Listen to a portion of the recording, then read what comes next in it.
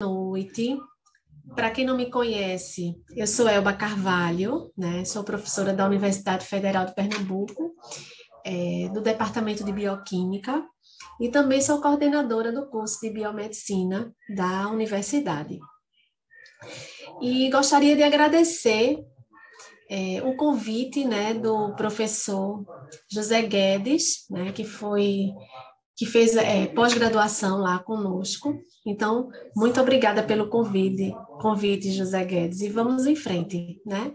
Falar um pouco sobre o meu tema, tá? Que é integração metabólica. O que precisamos saber? Né? Então, vamos lá. Então, aqui mostrando um pouco de como vai ser a ordem da nossa palestra, né, da nossa apresentação. Então, a gente vai conversar um pouco sobre o metabolismo, os sistemas de regulação geral desse metabolismo, o metabolismo específico no fígado e a regulação desse metabolismo energético, né? E a gente vai falar dos hormônios insulina, glucagon, adrenalina e o cortisol, né? Então, a gente vai falar o papel de cada um deles na regulação desse metabolismo. Então, antes da gente entrar nos slides, uma coisa muito importante é que, didaticamente, a gente tem que apresentar o metabolismo de maneiras muito isoladas, né? Então, a gente começa a mostrar o metabolismo por etapas, né? Então, a gente vê o metabolismo de carboidratos, a gente vê o metabolismo de proteínas, a gente vê o metabolismo de lipídios, né? Só que a gente sabe que isso não está acontecendo isoladamente no organismo, né? Então, quando a gente passa a integrar todo esse metabolismo, aí é que a gente vê a complexidade de toda essa rede metabólica, né? E toda essa complexidade, ela tem que ser regulada, ela tem que ser finamente regulada, né? E é isso que a gente vai ver hoje aqui com vocês, tá? Então, a gente vai vendo os processos metabólicos individuais. Então, todo mundo já viu aqui, por exemplo, a via glicolítica. O professor vai lá, ensina a via glicolítica, explica como é que ocorre, que glicose, no final da reação, você vai ter moléculas de piruvato. Esse piruvato, a depender da situação, pode ser transformado em acetil-coenzima A, né? Enfim. Depois o professor deu metabolismo de ácidos graxos, enfim, tudo isso vocês foram vendo individualmente, né? Cada metabolismo individualmente. E quando a gente está mostrando esses processos metabólicos individuais, a gente mostra a regulação individual também. Então, a gente mostra como como a via glicolítica ela é regulada. Então, a gente vê ali separadamente a via glicolítica sendo regulada. Como a via gliconeogênica é regulada. Então, a gente vê separadamente o que é que ocorre ali com as enzimas, quais são as enzimas que são reguladas. Então, a gente vê tudo isso separadamente, né? E a gente tem o que a gente vai falar hoje, logicamente, que são os organismos multicelulares, né, das células eucarióticas, tá? E aí, o que é que a gente tem? A gente tem a diferenciação celular nesses organismos multicelulares, e com essas diferenciações celulares, a gente tem uma divisão de trabalho. Então, cada tecido ele tem um papel dentro do nosso organismo, né? E aí, o que é que acontece? O que acontece é que essa divisão do trabalho, ela acaba que faz com que a célula apresente exigências metabólicas diferentes, né? E aí, essas exigências metabólicas diferentes é que faz com que a gente precise como eu digo, integrar, a gente precise, o organismo ele precisa ofertar aquilo que os diferentes tecidos estão requerendo. E aí nós temos os sinais hormonais que integram e coordenam as atividades metabólicas de diferentes tecidos e otimizam a alocação de combustíveis e precursores para cada órgão, né? Então, aqui, só para a gente revisar, só para a gente comentar, né? Os principais metabolismos que muitos de vocês já viram, o que é que a gente tem? A gente tem os carboidratos, né? A gente tem dentro do metabolismo dos carboidratos, a gente vê muito glicólise, a gente vê a gliconeogênese, a gente vê a glicogenólise, a gente vê a glicogênese, né? Que é a síntese da molécula de glicogênio. Dentro dos lipídios, a gente vê a beta-oxidação dos ácidos graxos, né? As diferentes formas, né? Tamanho de cadeia, como é que ocorre essa oxidação, se é cadeia insaturada, saturada, enfim. A gente vê também a síntese de lipídios, né? E a produção de corpos cetônicos. Dentro do metabolismo de proteínas, a gente vê o ciclo da ureia, né? E a gente vê os intermediários do ciclo de Krebs, que são os alfa-cetoácidos, tá? E, enfim, então, isso aí é o que a gente, é o que a gente vê, são os metabolismos, né? Os principais metabolismos que a gente costuma ver quando a gente está estudando na graduação, tá? Logicamente que a gente tem uma série de metabolismo no nosso organismo, tá? Mas na graduação, a gente vai fechando o metabolismo de carboidratos, lipídios, e com o tempo a gente vai aprofundando cada vez mais. Então, quem se interessar, a gente faz um mestrado, faz um doutorado, que envolve mais, você se aprofunda mais naquilo que você quer estudar, tá? Então, falando um pouco dos hormônios, são pequenas moléculas produzidas em um tecido que são liberadas na circulação e transportadas para outros tecidos. Então, é dessa forma que os hormônios agem, né? Então, o tecido recebe uma informação e produz aquele hormônio. Esse hormônio cai na corrente sanguínea e vai agir em outros tecidos e vai promover a resposta naqueles outros tecidos, que é o que a gente hoje vai analisar, né, nessa regulação. E aí, esses hormônios, eles coordenam as atividades metabólicas em vários tecidos, tá? Uma coisa também que a gente tem que ter em mente é que os hormônios, eles têm uma ação bem específica, né? Então, eles são extremamente seletivos, tá? Então, por essa alta seletividade, eles têm uma alta afinidade, né? Eles se ligam com muita precisão, né? Nesses seus receptores de membranas, celulares, enfim, que eu vou mostrar para vocês. E eles conseguem promover uma resposta com baixas concentrações, né? Então, baixas concentrações de hormônio já é suficiente para a gente ter uma resposta de um tecido. E a gente tem os receptores, né? Porque os hormônios, eles precisam se ligar aos seus receptores para poder promover a resposta. Então, dentro desses receptores, a gente tem os receptores extracelulares e os receptores intracelulares, né? Normalmente, os hormônios peptídicos e amínicos, eles se ligam aos seus receptores de transmembrana. Os hormônios esteroides, retinoides, a tireoide, eles apresentam já os receptores nucleares. E esses receptores, esses hormônios, quando eles se ligam aos seus receptores nucleares, eles geralmente alteram a expressão de genes, certo? Porque o que é que acontece?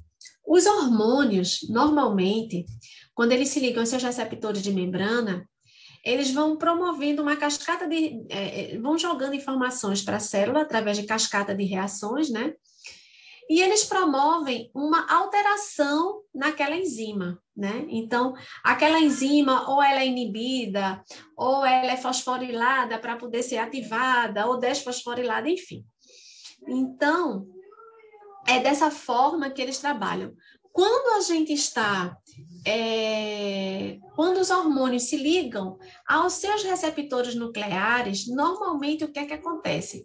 Acontece uma mudança na transcrição desses genes, certo? E, consequentemente, vai mudar, vai alterar a quantidade de proteínas que são produzidas e, consequentemente, isso vai mexer no metabolismo, tá? Aqui é só para mostrar para vocês os tipos de receptores, né? Então, aqui um receptor de superfície celular, né? Então, o hormônio se liga ao seu receptor e promove uma cascata de reação, a liberação de um segundo mensageiro dentro da célula. E esse segundo mensageiro, ele pode alterar a atividade de uma enzima já pré-existente, né? Que é o que normalmente a gente vê quando a gente está vendo os metabolismos individualmente. Quando a gente vê a via glicolítica e a regulação da via glicolítica, a gente normalmente vê a alteração da atividade enzimática, certo? A gente tem os receptores nucleares, né? Esses receptores nucleares, quando eles se ligam aos seus hormônios, eles vão promover uma alteração da transcrição, né? E aí, o que é que acontece? Essa alteração, ele vai promover uma alteração na quantidade de proteínas, né? Enfim, isso aqui é só para revisar, tá, gente? O que a gente vai ver mesmo é já da regulação metabólica. E aí, a gente tem a coordenação do metabolismo, né? Que é o sistema neuroendócrino. Então, essa coordenação do metabolismo, ela ocorre através do sistema neuroendócrino. Então, a gente tem uma sinalização neuronal, que já vou conversar com vocês um pouco sobre isso, que é dada através de um neurotransmissor. E a gente tem a sinalização hormonal, né? E esses hormônios caem na corrente sanguínea e vão agir em outros tecidos que podem estar próximos de onde foi liberado esse hormônio ou podem estar distantes. E aí eles apresentam os seus hormônios, os hormônios eles apresentam receptores específicos, né, de alta afinidade. Cada tipo celular, isso é muito interessante, cada tipo celular, ele apresenta sua própria combinação de receptores, tá? E quando a gente tem tipos celulares diferentes, que apresentam o mesmo tipo de receptor, a resposta pode ter, o alvo dele pode ser diferente. Então, tipos celulares diferentes, tendo o mesmo receptor, não quer dizer que ele vai agir da mesma forma dentro da célula. Por quê? Porque eles podem ter alvos celulares diferentes, certo? Não quer dizer que quando o tipo celular diferente tem o mesmo receptor, eles vão agir da mesma forma. Não vão. São tecidos diferentes, são trabalhos diferentes. Então, provavelmente, eles vão ter ações diferentes. Aqui é só uma figura representativa, né, mostrando aqui um neurônio, né, um impulso nervoso. Aqui a liberação dos neurotransmissores, que podem atingir, quando eles atingem o órgão, né, diretamente, e quando eles atingem o órgão diretamente, faz com que o órgão responda a esse neurotransmissor. Aqui é outro neurônio, né, que é quando vai passando a informação de neurônio a neurônio até chegar naquele tecido-alvo. E a sinalização endócrina, né, que foi o que a gente já conversou, que os hormônios são liberados pelos órgãos, né, que produziram, caem na corrente sanguínea e vão agir em células de outros tecidos, tá?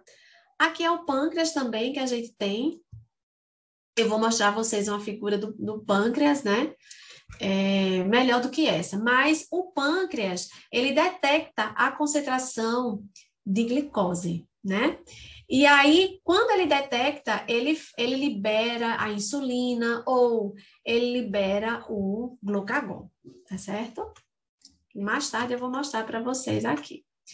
Então, como é que ocorre essa liberação desse hormônio, né?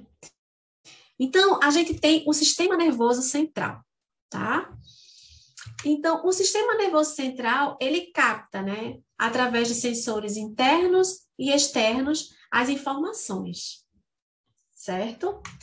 E aí, o que é que acontece? Esse sistema nervoso central, quando ele capta essas informações desses sensores, eles vão coordenar os sinais hormonais, tá? E aí, os níveis, o que eu coloquei aqui foi o seguinte: os níveis alterados de hormônios específicos regulam processos celulares específicos, que é o que a gente vai ver, certo? Essa figura, ela é bem interessante, que ela mostra a hierarquia da sinalização hormonal. É uma figura que ela fala por si só, tá? Mas eu vou conversar aqui para mostrar para vocês o que é que eu quero resumir aqui dela, né? Que ela tem bastante informação. Então, aqui, ó, a gente tem os sinais, né? Que são os sensores internos e externos. O sistema nervoso central que capta essa informação. Quando o sistema nervoso capta essa informação, ele envia o comando para o...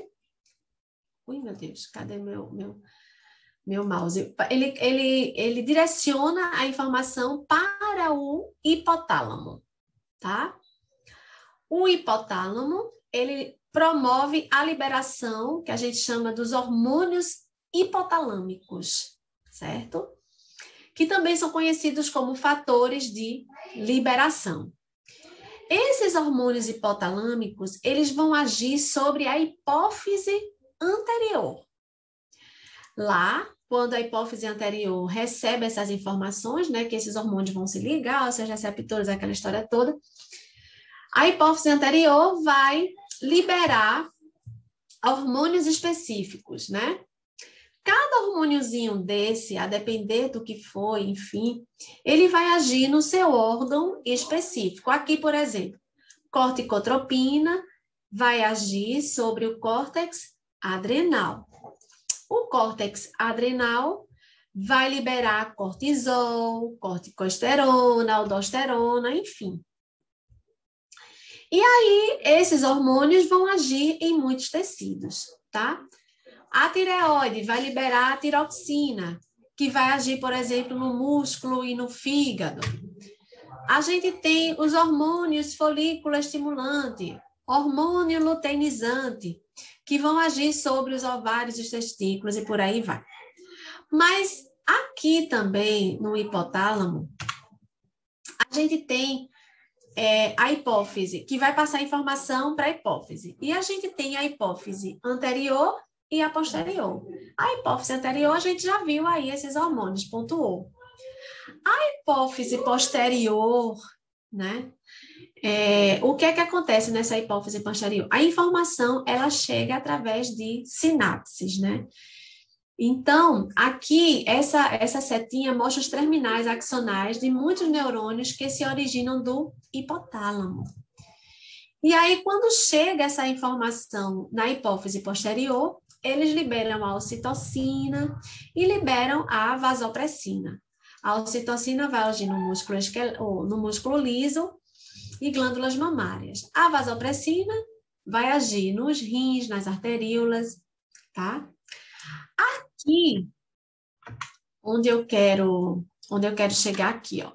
O nível de glicose do sangue vai ser captado pelas células das ilhotas do pâncreas, certo? E aí, a depender do nível de glicose, vai ocorrer a liberação da insulina ou do glucagon, certo? E a gente tem as células específicas das ilhotas que vão liberar a insulina, que vão liberar o glucagon e a somatostatina.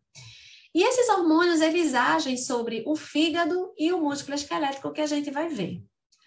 A gente também tem aqui o sistema nervoso central que transmite a informação para a medula adrenal. Imediatamente, ó, vai diretamente, ó, o sistema nervoso central vai diretamente aqui, ó, para a medula adrenal, que vai liberar a adrenalina, né? A adrenalina, ela vai agir no fígado, músculo e coração, que é o que a gente vai ver hoje, tá? Então, aqui são os hormônios trópicos, neutropinas, e aqui mostrando que os hormônios que foram liberados pelos órgãos, eles seguem para os tecidos alvo, né, para ter sua ação. Aqui é uma figura representativa, né, mostrando o hipotálamo, certo? Mostrando a hipófise anterior e a hipófise posterior, que é bem pequenininha. Aqui é mostrando essa informação do hipotálamo e da hipófise. Então, aqui eu tenho o hipotálamo, né? As redes dos axônios, que manda a informação para a hipófise posterior via axônio, né? Via sinapse. E a hipófise, também o hipotálamo, transmite a informação a partir da corrente sanguínea da rede capilar que entra na hipófise anterior, tá? Ai, Deus, vamos lá. Cada tecido tem uma função especializada que se reflete na sua anatomia e atividade metabólica, né? Que a gente já conversou um pouquinho sobre isso lá nos primeiros slides. Por exemplo, o músculo esquelético. Qual é o papel, qual é a função do músculo esquelético? Permite o movimento selecionado. Ok. O tecido adiposo, ele armazena e ele reserva a energia na forma de gordura. E o fígado, ele tem um papel, né? O fígado é um órgão assim bem importante para o corpo, porque ele tem o papel no processamento e distribuição no metabolismo. Então, aqui, a gente olhando agora, a gente viu aqui o papel principal do fígado, do músculo esquelético e do tecido adiposo, certo? Esses três tecidos principais são os tecidos que a gente vai estudar. O que é que vai acontecer nessa regulação metabólica, né? Partindo do princípio daquele metabolismo de carboidratos, de lipídios e de proteínas que eu mostrei lá, dos principais metabolismos, né? Que eu pontuei lá nos primeiros slides. Então, a gente tem aqui, ó, deixa eu transferir isso aqui para cá. A gente tem aqui metabolismo específico no fígado, tá? Então, o fígado, quando a gente se alimenta, né, ocorre o processo de digestão e de absorção. Então, esse alimento chega no fígado, né? E o que é que acontece? Aqui a gente tem a glicose, a molécula de glicose, né? A glicose, quando ela entra no fígado, ela tem que ser fosforilada, né? Então, aqui eu estou apresentando a glicose 6-fosfato. Então, qual é o caminho que essa glicose 6-fosfato, essa glicose fosforilada, que ela está dentro da célula, dentro do hepatócito, quais são os caminhos que ela pode ter? Ela pode seguir para a síntese do glicogênio no fígado, né? Ela pode seguir para a via glicolítica, né? E aí, o que é que acontece?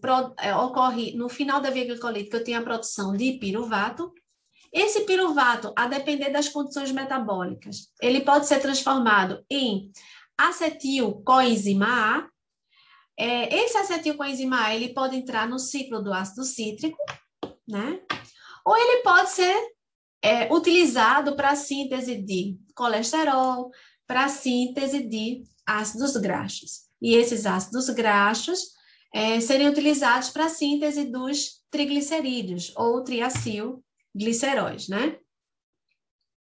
e fosfolipídios, né? Então, esse aí é o caminho da molécula de glicose, que a molécula de glicose pode ter dentro do hepatócito.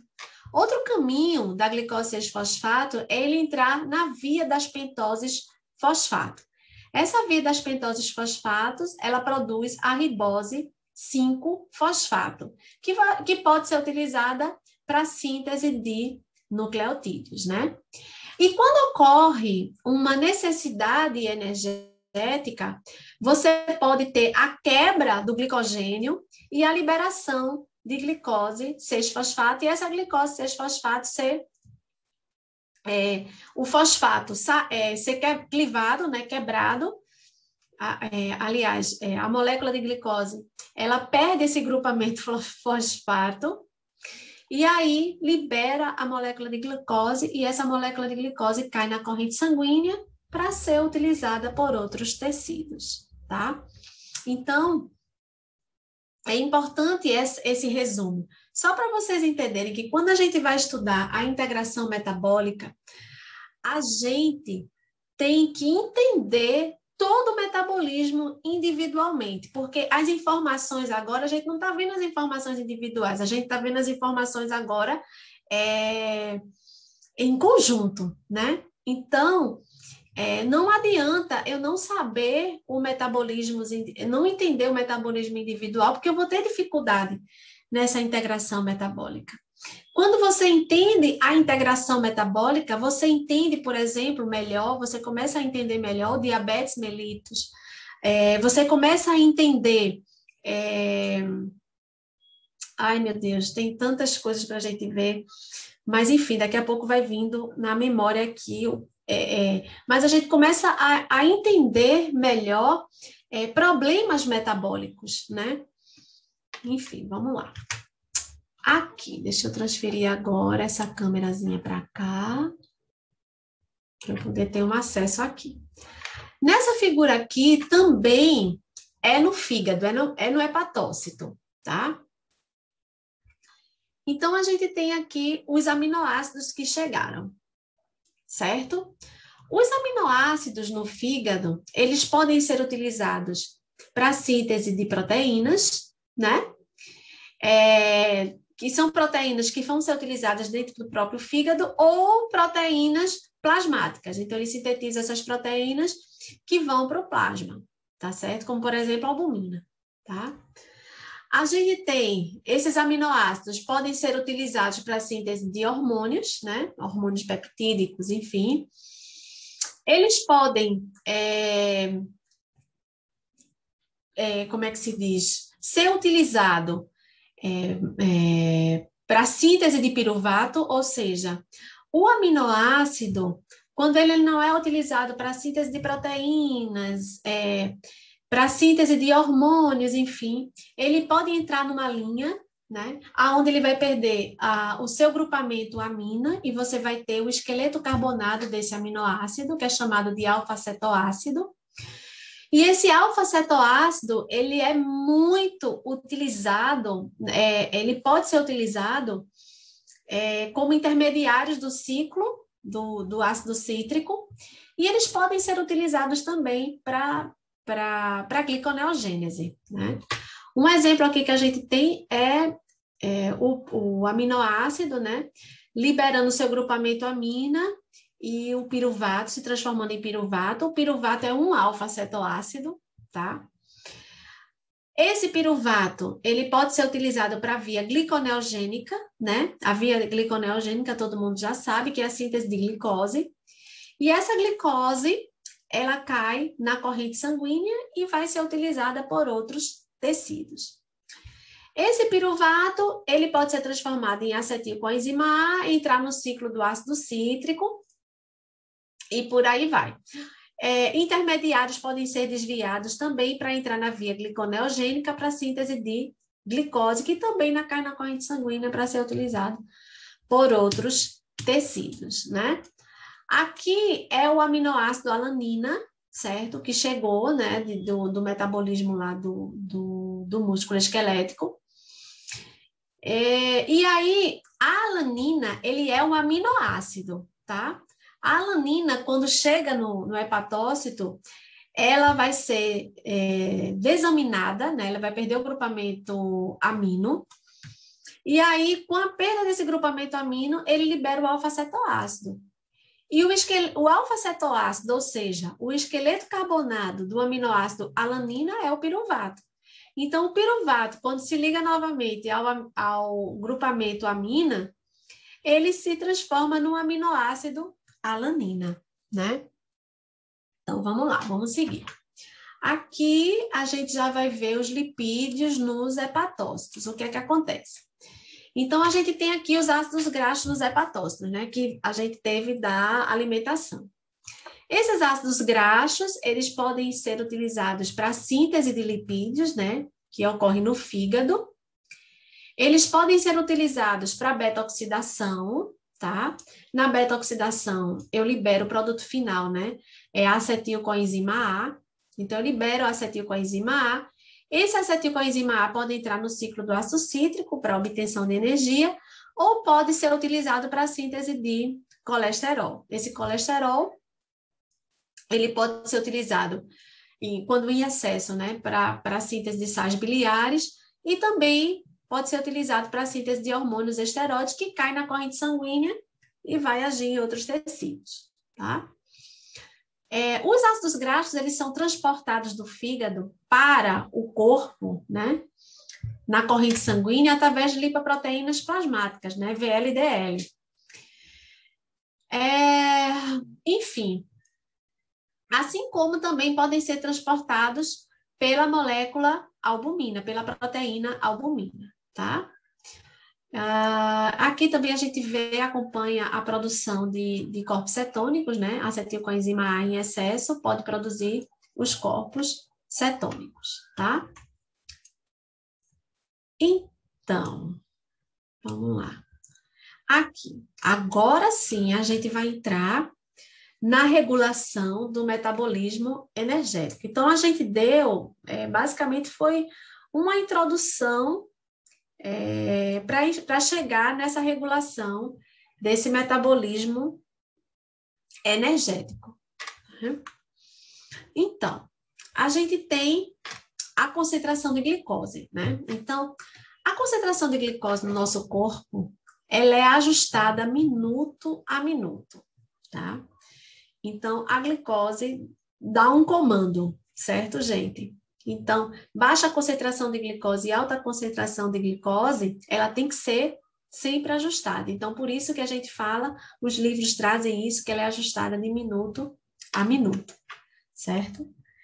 Quem faz esse ajuste são os hormônios insulina, glucagon, adrenalina e cortisol, que a gente vai ver. A gente vai ver em que condições eles são liberados e como eles agem para regular esse metabolismo. Em que tecido eles agem para regular o metabolismo, tá? Então, vamos lá.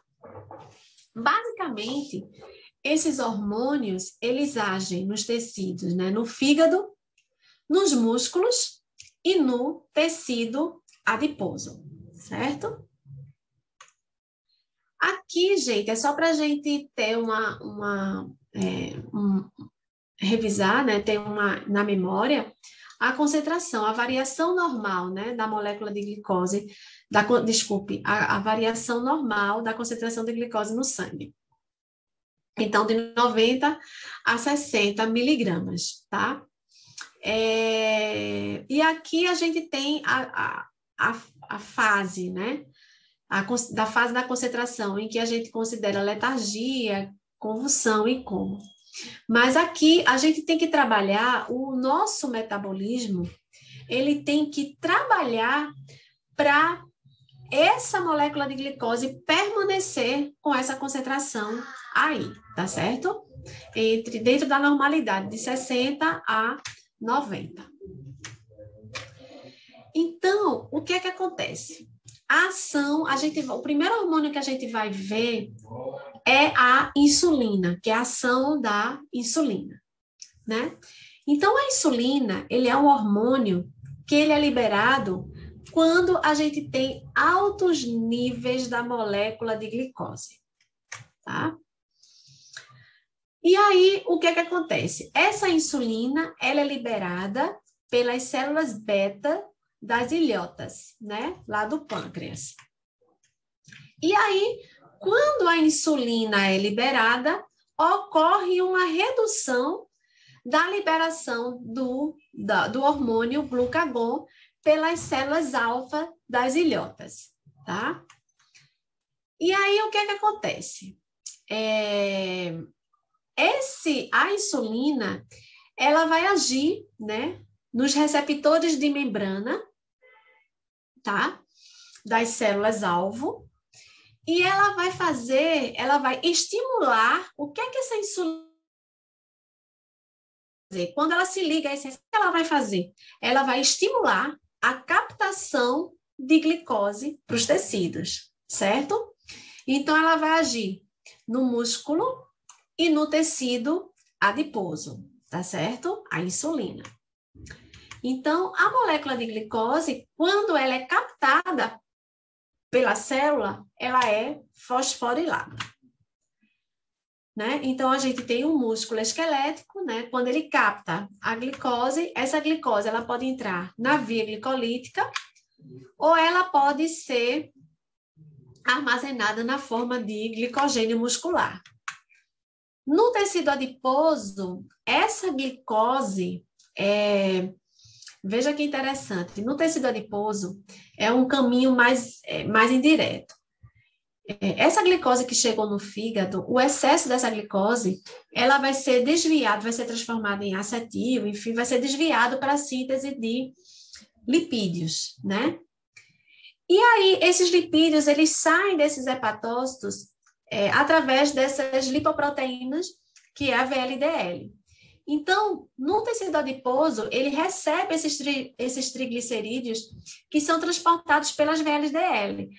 E ali, a VLDL é uma mistura de lipídios que foram produzidos dentro do fígado, a partir de excesso de carboidratos, por exemplo, e também lipídios vindos da alimentação. Então, a VLDL, ele transporta esses triglicerídeos que foram se produzidos no fígado, né? Por excesso, como eu falei, né? Como exemplo, o excesso de carboidratos, né? E também lipídios vindos da alimentação. E essa VLDL segue na corrente sanguínea. Então, o tecido adiposo, ele recebe esses triglicerídeos da VLDL, tá? E aí, dentro do tecido adiposo, a gente tem os ácidos graxos, né? E aí, você pode, com os ácidos graxos, você pode produzir também mais triglicerídeo dentro do tecido adiposo.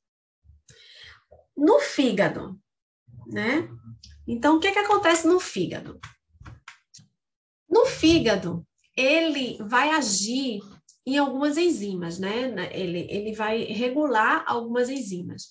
Então, no fígado, vai ocorrer a ativação da glicogênio sintetase, ou seja, ele vai ativar a síntese da molécula de glicogênio. E aí, o fígado vai sintetizar o glicogênio hepático. Vai ocorrer com a liberação da insulina, a ação da insulina no fígado, a inativação da glicogênio fosforilase, tá? E a via glicolítica, ela vai ser ativada, né? E aí, no final da via glicolítica, eu tenho a produção de piruvato. Esse piruvato pode ser transformado em acetil coenzima A. Esse acetil pode entrar no ciclo de Krebs, ou ele pode ser utilizado para a síntese de ácidos graxos, certo? Aqui é só uma figura representativa mostrando quando a glicose ela entra dentro da célula, ela é fosforilada, né? Em glicose 6-fosfato pela enzima hexoquinase, né? Enfim, e aqui esses ácidos graxos que foram sintetizados pelo fígado, eles saem para a corrente sanguínea sendo transportados pelas lipoproteínas, no caso aqui, a VLDL. Aqui é uma foto, é uma figura representativa, né, do pâncreas, né? No pâncreas eu encontro os vasos sanguíneos, tá? Aqui eu tenho as ilhotas, as células beta, as células alfas e Meu Deus, meu filho está fazendo barulho lá dentro. As células betas e as células alfa. E aí, o que é que acontece? Esses vasos sanguíneos que entram dentro do pâncreas, eles são...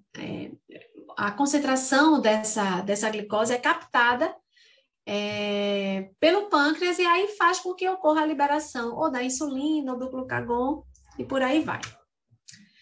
Então, resumindo, o papel da insulina no metabolismo energético, o que é que ele faz, resumidamente?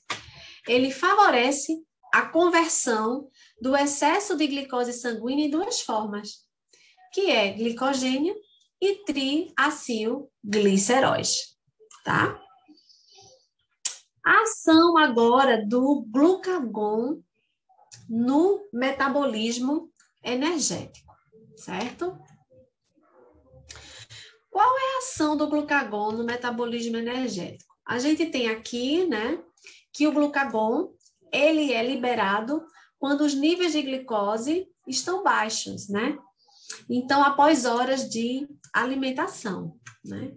Então, como a concentração de glicose ela é regulada de minuto a minuto, então quando ocorre uma baixa de glicose, ocorre a liberação do hormônio glucagon, tá? O glucagon, ele é produzido e liberado pelas células alfa. Quando ocorre a liberação do glucagon, ocorre a redução da insulina pelas células beta das ilhotas, tá? E quais são os tecidos-alvo do glucagon? Os tecidos-alvo são fígado e o tecido adiposo. Então, qual é o papel do glucagon? É liberar glicose a partir de glicogênio, promover a gliconeogênese e promover a oxidação de ácidos graxos, né? Essa oxidação dos ácidos, dos triglicerídeos, né? É para economizar mesmo a molécula de glicose para ser utilizada por aqueles tecidos que utilizam com exclusividade ou quase exclusividade, né? Então, para isso, eles têm que promover a oxidação, ativar a oxidação de triglicerídeos e ativar a gliconeogênese. Então, a ação do glucagon no fígado, né? Então, a gente tem o fígado. Então, o que é que acontece? Antes, quando era insulina, a gente tinha a ativação da molécula de glicogênio. Agora, vai ser inativada a síntese do glicogênio. Consequentemente, eu não vou sintetizar o glicogênio. Então, o glucagon não permite que a molécula de glicogênio seja produzida. Por quê? Porque vai ocorrer a inativação da enzima glicogênio sintetase. Tá? Por outro lado, o glucagon vai ativar a glicogênio fosforilase, porque agora o objetivo com a baixa de glicose é que a glicose saia, é que a glicose seja liberada pelo fígado, para que vá ser utilizada por outros tecidos do nosso organismo. Então, aqui vai ocorrer a ativação da glicogênio fosforilase e aí vai ter a liberação de glicose livre, certo? A glicose 6-fosfato, ela entrava na via glicolítica. Atualmente, desculpa, gente. Atualmente, e agora com a ação do glucagon, não vai mais acontecer. Essa via glicolítica, ela vai ser inibida, né? E aí você vai ter a ativação, o glucagon vai ativar a gliconeogênese, que é a síntese de moléculas de glicose, tá? No tecido adiposo, qual é a ação do glucagon? Qual é o papel do glucagon? Aí vamos lá. No tecido adiposo, o glucagon promove a degradação dos triglicerídeos. Com a degradação dos triglicerídeos, eu vou ter a liberação dos ácidos graxos e do glicerol. Esse glicerol, ele pode ser utilizado, né? E os ácidos graxos, né, que é o objetivo aqui maior, ele vai ser exportado para ser utilizado como fonte de energia em outros tecidos, certo? Para economizar a glicose que está sendo produzida pela gliconeogênese, que está sendo liberada pela glicogenólise, né, pela quebra da molécula de glicogênio, como é que se diz? Para ser utilizada pelos tecidos que utilizam com exclusividade ou quase exclusividade as moléculas de glicose como fonte de energia. E resumindo o papel do glucagon, a gente tem, de novo, né, que estimula a síntese e a liberação de glicose pelo fígado. Então, ele estimula a síntese e, consequentemente, a liberação dessa molécula de glicose pelo fígado. E mobiliza os ácidos graxos do tecido adiposo. Então, esse é o papel do glucagon no metabolismo energético, certo? E aí a gente entra na ação da adrenalina, certo? A adrenalina, ela é liberada numa situação estressante, né? E que você tem que ter uma ação muito rápida, certo? Ela vai agir nos receptores de membrana dos músculos, tecido adiposo e tecido hepático, certo? E o que é que ela faz, né? Qual é o papel desse hormônio adrenalina no corpo? É preparar o músculo, coração e pulmão para um grande aumento de atividade, certo?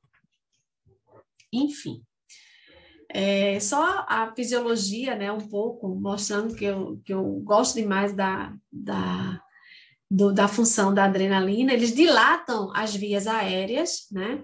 Aumentam a frequência cardíaca e a pressão arterial.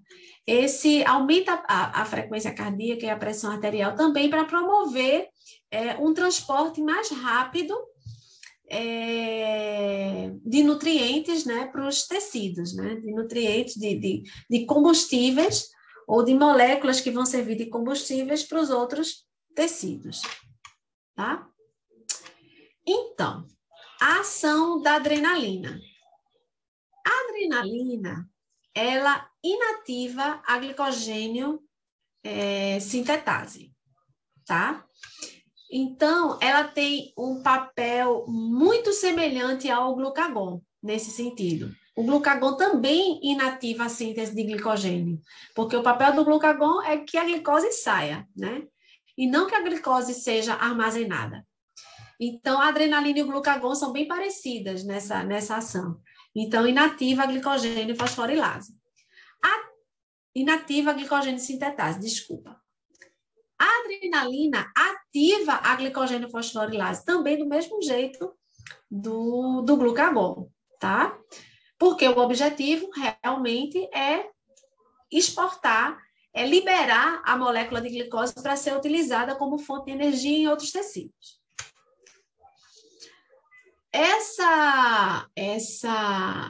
A glicogênio fosforilase, ela vai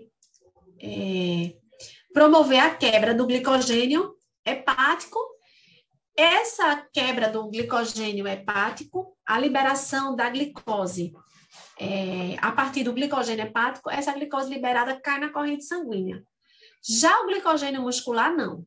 O glicogênio muscular, a molécula de glicose armazenada na forma de glicogênio muscular, ele é utilizado ali pelo tecido do músculo esquelético mesmo, né? Então, a quebra do glicogênio muscular é para ser utilizada, a molécula de glicose ser utilizada dentro do próprio músculo, certo?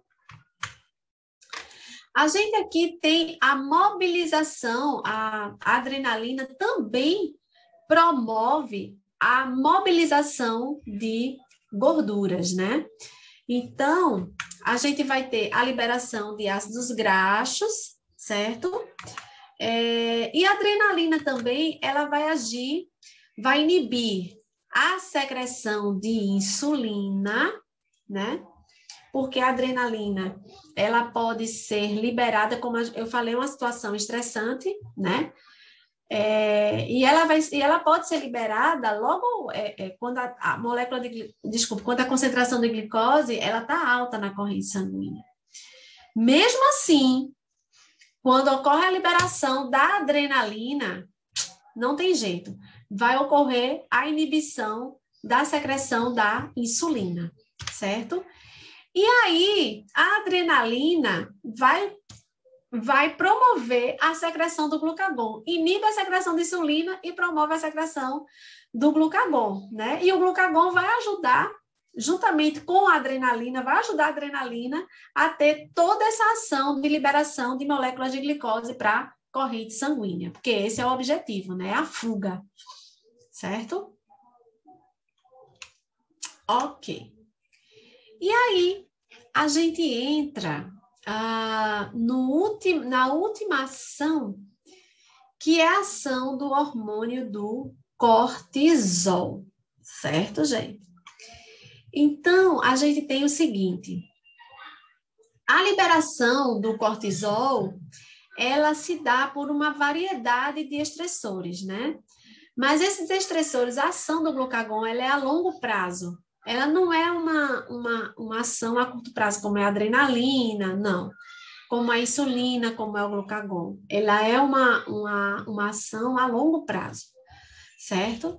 Então, a variedade de estressores, depressão libera o hormônio cortisol, medo, ansiedade, infecção, exercício físico exagerado, né? Eu vejo muita gente, às vezes, na academia, horas fazendo exercício físico e não sabe que tem um vilão aí que está sendo liberado, né? Que é o cortisol. E aí você tem que a ação desse cortisol, ele se dá através de receptores, né?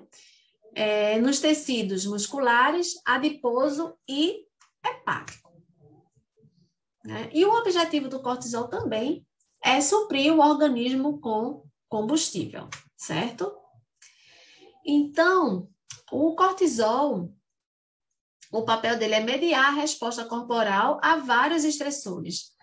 E aqui eu coloquei essa observação que eu falei, que é um hormônio de ação relativamente lenta, tá? E aí, como vai ser o papel do cortisol no tecido adiposo? Ele vai promover a degradação de triglicerídeos, né? Que vai liberar ácidos graxos, acho que a gente já viu, glicerol, né? E aí você tem a via gliconeogênica, enfim. Nos músculos, qual vai ser o papel do cortisol? O cortisol, gente, quando chega nos músculos, a ação dele é a degradação de proteínas, né? Então, você vai ter a quebra de proteínas. Quando você tem a quebra de proteínas, você tem perda de massa muscular. Então, a depender de quanto tempo esse hormônio está sendo liberado, você vai ter sim a perda visualmente, né, de massa muscular, tá? E aí, esses aminoácidos que foram liberados da degradação de proteínas, eles seguem para o fígado e quando chegam no fígado são utilizados para a síntese de glicose a partir da via gliconeogênica, certo? Aqui no fígado, o que é que a gente tem? A gente tem que o cortisol, ele vai ativar a glicogênio sintetase, certo? E ele também vai promover a gliconeogênese, tá? Ele tem uma ação bem longa, gente. E o papel do cortisol, que é bem interessante, é que apesar dele ter que liberar a glicose para a corrente sanguínea, ele também armazena a glicose